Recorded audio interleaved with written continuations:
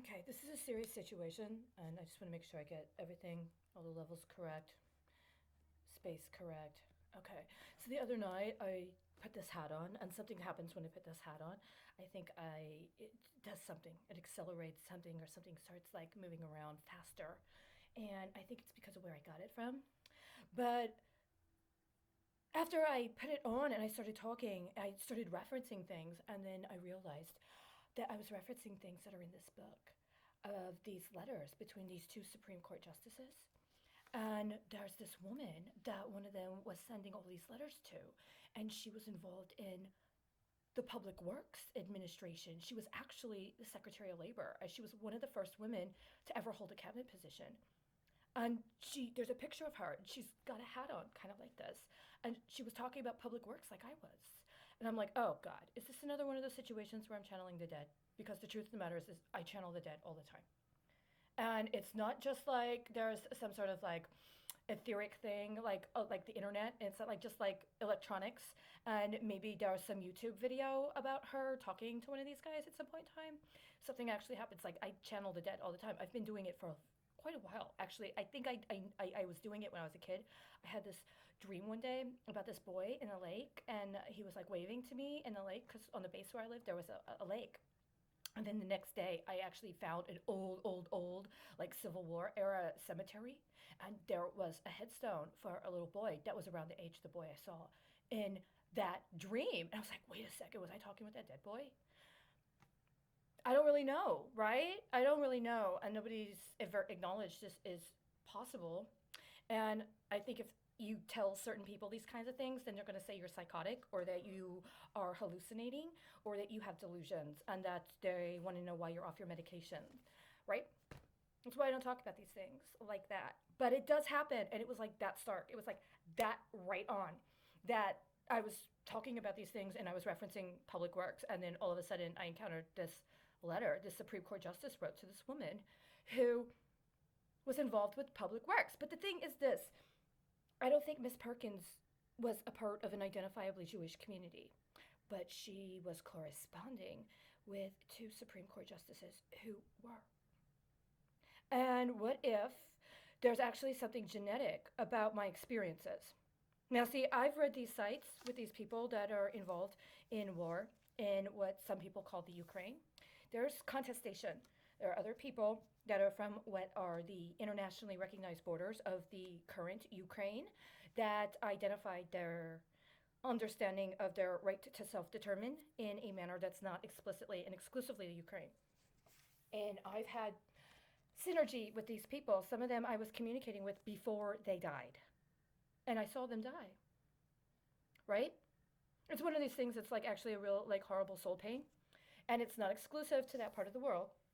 It's been happening for a long time.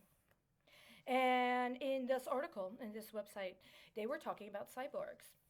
They were talking about cyborgs that actually work in and are affiliated with military units. Nobody in the United States discusses their experiences from the perspective of being a cyborg. We're all fucking disabled. Now, I don't believe in genetic testing.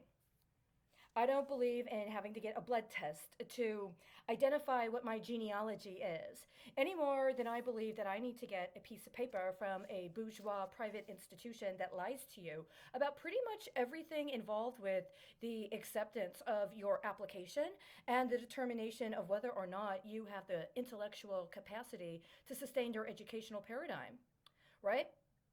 We have the capacity to prove our intellectual acumen outside of somebody else giving us a piece of paper. But some of those pieces of paper are very important, like your birth certificate, like when you come up with an original legal filing and you go on site and you get it date and time stamped by the clerk and they give you a case number.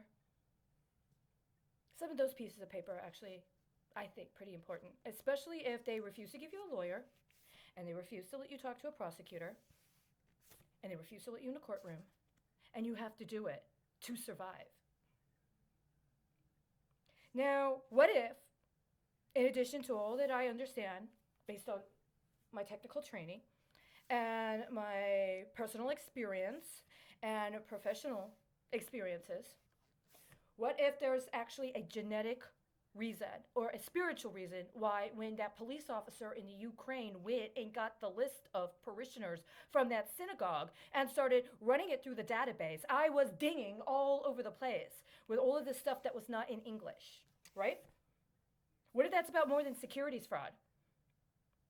But what if I just don't want you to take my fucking blood and run it through a goddamn fucking machine where a bunch of fucking Nazis are going to analyze it to see if the metrics correlate with whatever their fucking speculation is on how pure blood I am?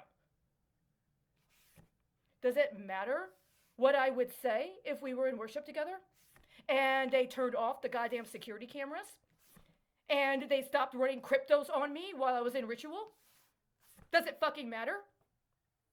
What if there is actually something spiritually or genetically involved with my experiences, including my experiences in being able to communicate with my community and or providing them with bioenergy and or being able to resonate with the natural environment so that the goddamn fucking flowers actually fucking grow? And when you don't let me be naturally in conjunction with my environment, the flowers don't even fucking bloom. What if? What if somebody else who thought they had a pedigree or had a name that sounded more identifiably, stereotypically, concurrent to the actual physical presentation of what Hollywood says we're allowed to accept as our identification, regardless of whether or not the son of a bitch even went to a synagogue? Regardless of whether or not the son of a bitch even fucking does any of that shit in any fucking way. But just because he's got the name and he's got the stereotypical look, it's okay for him to say, bitch, you owe me money. And you lied. You're not really Jewish. And I'm going to tell everybody, and everybody you used to know is going to defame you and slander you and cast you off because they're totally embarrassed about you lying about your identity. By the way, we're going to need you to spend the next 10 to 15 years of your fucking life subordinating everything to our political paradigm aimed at legalizing marijuana. So we can be entre-fucking-preneurs on your credit. What if? Does it really matter if the old-timers and dead people that talk to me are of one spiritual tradition or one ethnic background over or distinct from another? I'm not dead, but I talk to dead people all the time. They're the only fucking people I'm allowed to talk to. Why? What are you so fucking afraid to talk about? Yap, yap, yap. Yap, yap, yap all the fucking time. Nobody fucking talks about anything.